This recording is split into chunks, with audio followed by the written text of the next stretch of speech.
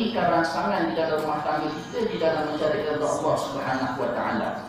Nah, baik ataupun baik ataupun tidak, semuanya itu ada persen daripada orang yang berada di sekeliling bakal pasangan kita tersebut. Yang dimaksudkan agama di sini apabila sahaja disebutkan lafaznya ialah kefahaman yang hakiki kepada Islam dan pelaksanaan amali secara praktikal terhadap keutamaan yang mulia dan adab-adabnya yang tinggi. Dan kami maksudkan juga dengan aspek-aspek hukumnya dan prinsip-prinsipnya yang tidak berubah kekal sepanjang masa dan zaman. Dia kata bila sebut tentang agama, tuan-tuan, bukan sekadar ada pengajian agama saja, tidak. Ni kadang-kadang bila kita tengok budak perempuan tu ngajinya agama, basicnya agama bagus, belum lagi tuan-tuan. Ataupun bakal suami tu bakal menantu lelaki, dia tu ustaz, ngajinya jauh, naik kapal terbang dulu tuan-tuan. Orang yang kira menantu tu naik kapal terbang tu yang penting. Dulu tahun 70-an, 80-an, naik kapal tuan-tuan. Bukan di situ ukurannya. Syekh Abdullah Nasir Allah menyebutkan bila sebut dengan agama, bukan hanya pada lafaz ataupun bukan sekadar kita lihat pada sijilnya ataupun ilmunya sahaja. Ilmu yang ada pada diri seorang itu, tuan-tuan, hanya penghantaraan saja. Kita pergi belajar ni tuan-tuan, pergi menuntut ilmu itu, ilmu yang kita dapati tersebut hanyalah penghantaraan. Tetapi hakikat agama pada diri seorang itu diukur pada amalan. Pada amalan dia, kemudian daripada amalan tersebut hasillah budi, adab dan akhlak. Sebab kalau kita lihat dalam kitab yang lain, ulama bicarakan bahawa thamarat, buah hasil keimanan seseorang itu diukur dengan adab dan akhlak.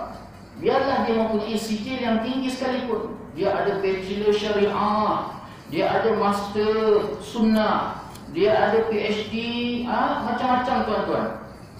Semuanya agama. Tapi kalau adab akhlaknya tuan-tuan drop, fail, maka tidak gunalah sijil yang berkepuk-kepuk itu. Kerana apa?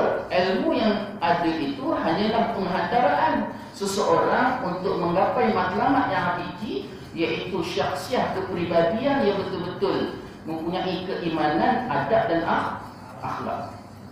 Ini dia.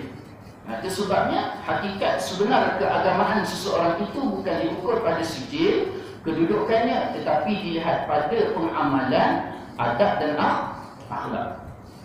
Biarpun dia hanya sekadar ngaji pondok ataupun pergi ngaji surau ke surau, masjid ke masjid, tidak ada sijil, tetapi pengamalannya bagus, ada sedikit ilmu itu yang diamalkan, difahamkan dan diamalkan. Kemudian daripada itu melahirkan adab yang baik, akhlak yang baik, yang cukup tinggi. Lebih-lebih lagi tawadhu, hampir dekat dirinya dengan Allah Subhanahu wa taala, itu lebih baik daripada sijil yang tinggi tetapi tidak mempunyai adab dan akhlak. Ini dia tuan-tuan. Di situ kita lihat, kita ukur bakal pasangan anak kita, baik lelaki ataupun perempuan, dilihat pada diri seorang tersebut sejauh mana akhlak dan adabnya, percakapan lisannya, perbuatan dia, muamalah dia, semuanya itu diukur, kerana disitulah ukuran utama bagi setiap agama seseorang. Apabila si peminang dan yang dipinang itu berdiri di atas batasan ini daripada segi kefahaman, pelaksanaan serta tanggungjawab, barulah boleh kita anggap salah satu daripada keduanya mempunyai agama dan mempunyai akhlak Islam yang mulia. Jika sebaliknya, tentulah kita akan menghukumnya sebagai penyeleweng daripada akhlak Islam, buruk budi pekertinya dan jauh daripada Islam, meskipun ia kelihatan di hadapan orang ramai sebagai orang yang baik, bertakwa, dan walaupun dia seorang Muslim yang patuh. Jadi semuanya itu tuan-tuan diukur pada pengamalan, adab dan akhlak, bukan sekadar apa yang berada di dalam file dia, tidak diukur di situ, ataupun sekadar nama yang digahkan di dalam masyarakat. Alangkah teliti sekali apa yang pernah dijadikan tauladan oleh khalifah yang adil Umar bin Khattab radhiyallahu anhu ketika dia menentukan ukuran yang benar untuk mengenal seseorang manusia ataupun untuk melahirkan hakikat-hakikat seorang manusia, yaitu apabila datang kepadanya seorang lelaki untuk menjadi saksi bagi seorang yang lain. Umar bin Khattab berkata, benarkah engkau kenal orang ini? Orang itu berkata, benar. Lalu dia bertanya lagi, apakah engkau jirannya yang tahu keluar masuknya? Lalu orang itu menjawab, tidak. Lalu Umar bin Khattab bertanya lagi, pernahkah engkau menemaninya dalam pelayarannya sehingga engkau tahu sesuatu daripada ketinggian budi pekertinya? Orang itu kata, tidak. Lalu Umar Khattab bertanya lagi, pernahkah engkau bermuamalah dengannya dengan wang ringgit sehingga engkau tahu tentang warak orang ini? Lalu orang itu kata, tidak. Umar bin Khattab menyatakan dengan suara yang keras, barangkali engkau melihatnya sembahyang tonggang tonggek di dalam masjid, sekali mengangkat kepalanya dan sekali lagi menunduk kepalanya. Orang itu berkata, ya benar, pergilah daripada sini, engkau tidak kenal orang ini.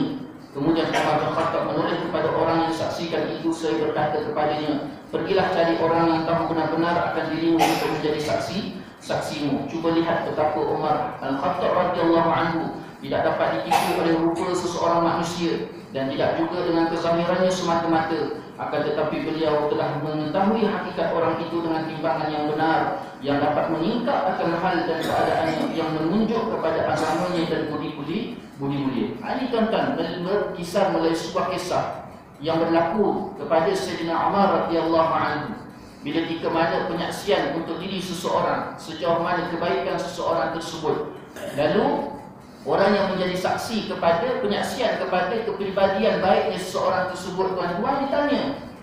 Mula-mula Sayyidina Umar tanya kepada beliau, kau kenal orang ni? Ya, aku kenal. Kau tahu keluar masuk rumah dia? Kau jiran dengan dia? Kau tahu keluar masuk dia? Dia kata tak. Macam mana masuk dia, macam mana keluar dia, bila balik dia, ke mana perginya, tuan-tuan? Tak, dia kata tak tahu. Sayyidina Umar tanya lagi, kau pernah menemani safar dia? Masuk pelayaran ni, pernah kau pergi keluar jalan dengan dia?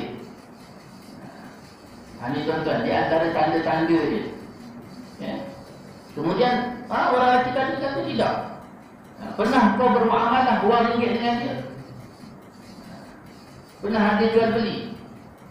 Ataupun dia pergi berjual, membeli ataupun menjual bersama-sama pada satu-satu tempat dan keadaan? Orang lelaki tadi kata tidak. Sehingga ketika itu terus muamalah Sayyidina Umar radhiyallahu anhu dengan suara yang keras menyatakan bahawa adakah cukup dengan kau melihat lelaki itu bertonggang tonggek, itu sudah cukup menyatakan bahawa dia seorang yang baik. Jadi solat itu saja tuan-tuan tidak cukup mengukur seorang itu dia baik. Cuba bayangkan tuan-tuan, kita yang duduk datangnya, satu imam, satu takbir, satu rukuk, sujud sama-sama, sampailah kita beri salam tuan-tuan. Tapi bila sampai saja ke depan pintu, muka pintu tuan-tuan, di situ berbeza-beza. Aku pepatah Melayu kata tuan-tuan, rambut sama hitam, hati Laila, mana sama. Jadi ukuran solat itu tidak boleh dibuat untuk menunjukkan bahawa seseorang itu dia baik. Sehinggalah ulama sendiri menggaris pandukan setidak-tidaknya 3 hari tuan-tuan. 3 hari kita bersama dengan dia. Itu sebabnya tuan-tuan, pinangan tersebut dilakukan adalah untuk masa sesuai kenal. Untuk masa sesuai kenal, kita kenal dia. Bahkan menantu tadi datang rumah kita, masa dia hantar pinangan dulu memang baik tuan-tuan. Tapi kalau dah 2-3 kali datang tuan-tuan, pagi datang, petang datang, malam datang lagi, tiap-tiap hari datang, tengok pula tuan-tuan. Itu sebabnya memutus pinangan tersebut masih lagi tidak menjadi persoalan ataupun pertikaian, kerana waktu meminang ataupun pinangan, waktu dalam pinangan tersebut ia adalah masa sesuai kenal. Sehinggalah masa pelaksanaan perkahwinan, barulah ketika itu betul-betul mempunyai ikatan yang kuat. Jadi pinangan itu disediakan oleh syariat untuk sesuai kenal keluarga dengan keluarga. Kita tengok ayah dia macam mana, maknya macam mana, adik-beradiknya macam mana, bagaimana pahaman agama, bagaimana pengamalan mereka, adab mereka, akhlak mereka, pasangan kita, dia pula macam mana. Semua itu tuan-tuan, masa pinangan. Itu sebabnya seorang itu tidak boleh dihukum dalam masa yang singkat, sehinggalah kita betul-betul bermuamalah dengan seorang tersebut. Ajak keluar makan, tengok makannya macam mana keluarganya tuan-tuan. Tabarakallah tuan-tuan. makan dia letak menu di depan, habis semuanya tuan-tuan. Itu baik-baik juga tu. Dia takut kan, bila dia tengok je menu dia tak nampak kita. Dia nampak menu je tuan-tuan. Ini dia. Ini adalah tepat sekali dengan maksud sabda Nabi sallallahu alaihi wasallam yang diriwayatkan oleh Muslim daripada Abu Hurairah radhiyallahu anhu. Yang berbunyi, innallaha la yanzuru ila suwarikum wa ajsadikum wa innama yanzuru ila qulubikum wa a'malikum. Yang bermaksud mafhumnya, sungguhnya Allah Subhanahu wa taala dia melihat kepada rupa kamu dan bentuk tubuh kamu, akan tetapi dia melihat kepada hati kamu dan amalan kamu. Allah Taala tak tengok tuan-tuan muka kita macam mana. Kalau Allah Taala nak ukur muka kita dengan tubuh badan kita ni tuan-tuan, fail dah. Orang Melayu dia tak masuk syurga dah tuan-tuan. Tak juga sama itu hidung kepek. Hidung kepek tuan-tuan, nak dibandingkan dengan orang India. Hinduskan tuan-tuan hidung setingkar, orang putih hidung setingkar, kita hidung Allah Akbar. Ini tuan-tuan. Tapi Allah Ta'ala tidak mengukur itu semua. Yang Allah Ta'ala ukur ialah sejauh mana hati seseorang itu dan pengamalan dia. Pengamalan itu melahirkan hati. Baik pengamalan, baik hati. Buruk pengamalan, buruk hati dia. Itu sebab Rasulullah sendiri sebut tuan-tuan, bahawa sesungguhnya dalam diri seorang itu ada seketul darah, yang mana bila kita mana darah tadi baik, maka baiklah jasadnya. Jika tidak baik darah tersebut, maka tidak baiklah jasadnya. Lalu sahabat tanya, apa ya Rasulullah yang dimaksudkan dengan seketul darah tersebut, segumpal darah tadi? Lalu Rasulullah sebut fahuwa qalbun, maka bermula dianya itu ialah hati. Hati ni baik tuan-tuan, jasad baik. Hati tidak baik, jasad tidak baik. Maksudnya pengamalan, muamalah, adab, akhlak, semuanya daripada hati. Itu sebabnya tuan-tuan tak boleh kita kata hati lain, lahir lain, pakaian lain, dalam lain. Tak, tuan-tuan. Apa yang ada di luaran kita, itulah dalaman kita. Itulah hati kita. Dan Allah Ta'ala ukur kita dengan hati dan pengamalan kita. Itu sebabnya kalau kita lihat di dalam kitab-kitab hadis, kebanyakan para ulama muhaddithin mengatur ataupun menyusun hadis-hadis tersebut. Yang pertama sekali diletakkan di hadapannya ialah hadis yang berkaitan dengan niat. Hadis yang berkaitan dengan niat, innamal a'malu binniyat. Hanya saja bermula segala amal-amalan itu dengan niat. Niat itu di mana tuan-tuan? Niat itu di hati. Menunjukkan hati itu tuan-tuan penting. Hati itu menjadi ukuran utama untuk meletak sejauh mana seseorang itu baik ataupun tidak. Hampir ataupun jauhnya seorang itu dengan Allah Subhanahu wa taala bermula dengan hati. Dan Allah Taala mengukur amalan kebaikan seseorang itu bukan secara zahir, tetapi hatinya, keikhlasannya. Wa ma umiru illa liya'budullah